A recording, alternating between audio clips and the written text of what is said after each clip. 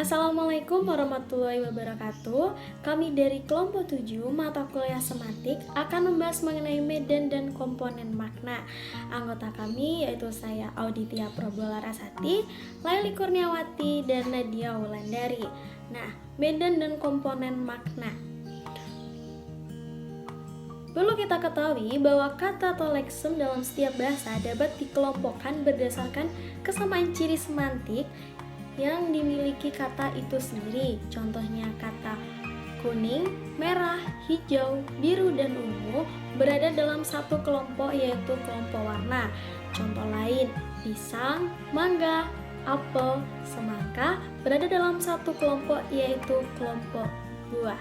Nah, setiap kata atau leksem sendiri dapat dianalisis unsur-unsur maknanya untuk mengetahui perbedaan makna antara kata tersebut dengan kata lainnya yang berada dalam satu kelompok.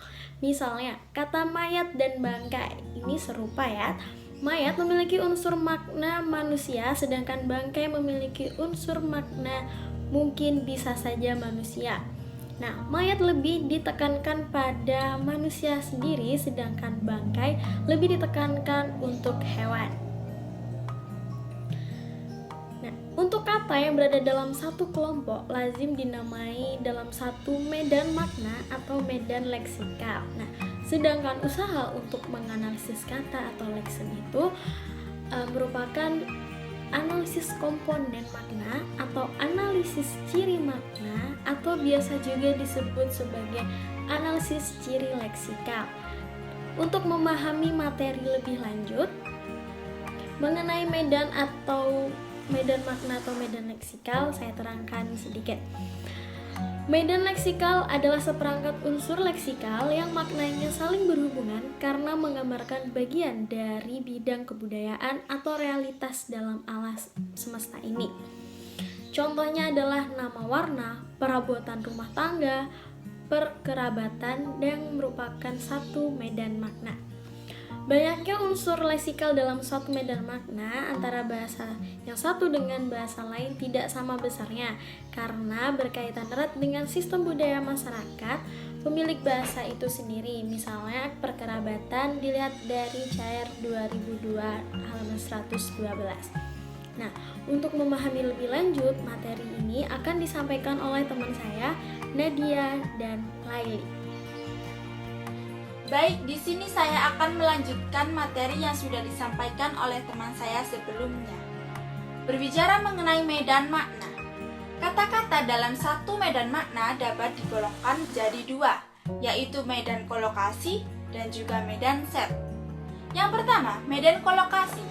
Kolokasi berasal dari bahasa Latin yaitu koloko, yang artinya ada di tempat yang sama dengan, yang mana menunjuk pada hubungan sintakmatik yang terjadi antara kata-kata tersebut atau unsur leksikal tersebut. Nah, untuk contohnya, pada kalimat seperti ini. Tiang layar perahu nelayan itu patah dihantam badai. Lalu perahu itu digulung ombak dan tenggelam beserta isinya.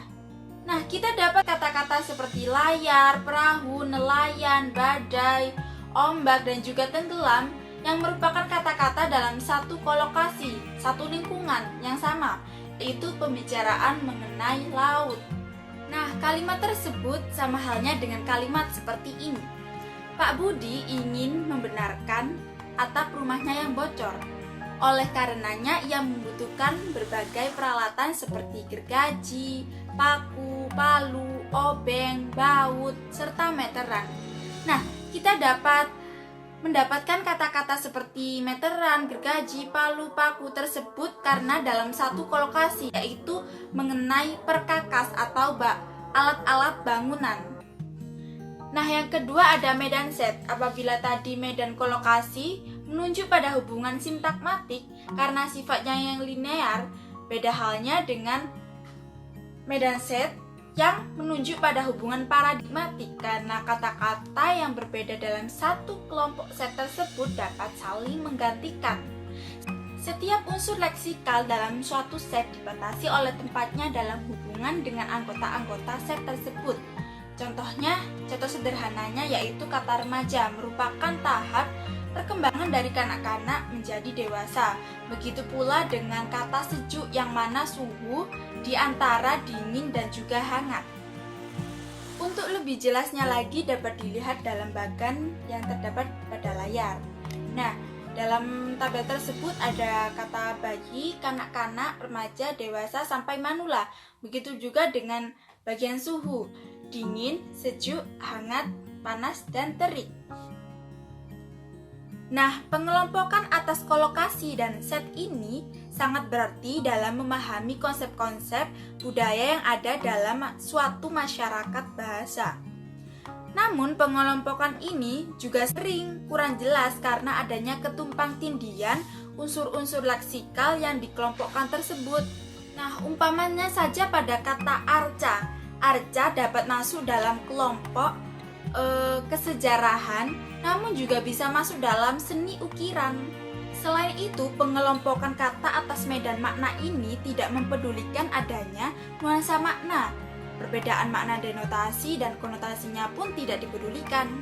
Contohnya pada kata remaja pada bagian sebelumnya, yang mana hanya menunjuk pada jenjang usia, tidak menunjuk bahwa remaja sejatinya seperti yang kita ketahui bahwa masih labil, tidak bisa mengontrol emosi, lalu keras kepala, belum dewasa. Nah, hal ini menunjukkan bahwa pengelompokan kata atas medan makna ini hanya bertumpu pada makna dasar, makna denotatif, atau makna pusatnya saja. Untuk materi selanjutnya mengenai komponen makna akan disampaikan oleh teman saya. Selanjutnya, saya akan menjelaskan mengenai komponen makna. Sebelumnya telah kita ketahui bahwa kata-kata atau leksem yang berada dalam suatu kelompok berarti kata-kata itu berada dalam satu medan makna atau satu medan leksikal. Nah, komponen makna atau komponen semantik itu mengajarkan bahwa setiap kata atau unsur leksikal itu terdiri dari satu atau berbeda unsur yang bersama-sama membentuk makna kata atau makna unsur leksikal tersebut. Jadi unsur-unsur leksikal itu yang dinamakan komponen makna.